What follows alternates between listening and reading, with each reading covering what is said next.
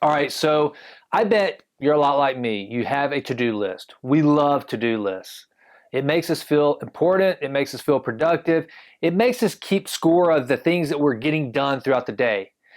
But do you have a not to-do list? This one may be even more important than your to-do list. And here's why. In economics, we hear over and over this thing called opportunity costs. Every time we say yes to something, we're saying no to every other possible thing we could be doing instead. And so, as a result, if we're constantly saying yes haphazardly and we're not protecting our time and the space on our calendar and throughout our day, then what we're doing is we're giving away our life and we're not having space for those incredible opportunities that are inevitably going to come along. There was an article, I think it was in Forbes not too long ago, about Bill Gates and Warren Buffett. Now, you would think that these two guys have two of the most jam-packed calendars you can think of. I mean, imagine all the people wanting their time. Well, although people do, in fact, probably want their time, both of their calendars are kept almost spotless.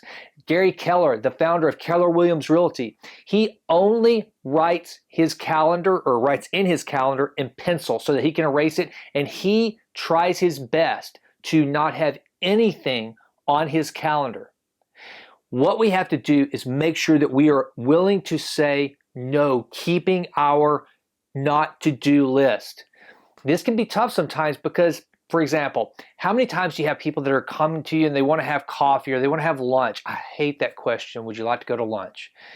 Look, you're going to have to do it sometimes because it might be to get to know someone that is someone that you're wanting to befriend. Truly, just for friendship's sake, not transactional, not because of what you can get from them, but because you need to nurture that relationship. But there's a lot of those coffees and lunches and things like that that are just absolute time wasters. Be willing to say no. Make it a rule. Here is one of the best ways to not come off like a douchebag whenever you say, no, I'm not going to go to lunch with you. No, I'm not going to go to coffee with you. When someone asks you to go to lunch or to go to coffee, say, I've made a rule for myself, no lunches for the next 90 days. I've made a rule, I'm not going to any coffee meetings for the next 90 days. I'm trying to up my productivity and I'm trying to be more cautious with my time. People respect other people who make and live by rules for themselves.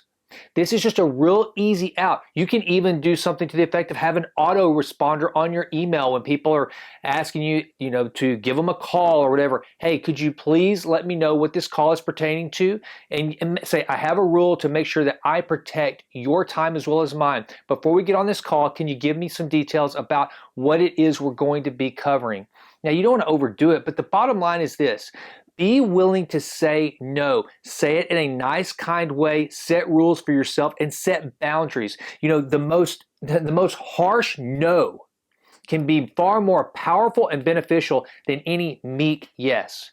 It's well known that Steve Jobs, at the end of his life, he really started to realize the power of knowing that we're all going to die. You and I were both born with a death sentence. And when you live your life understanding that our time on this earth is finite, then all of a sudden you start to be much more cautious with how you use this time. For example, making this video at this time, I'm saying no to everything else I could be doing right now because I think this message is that important.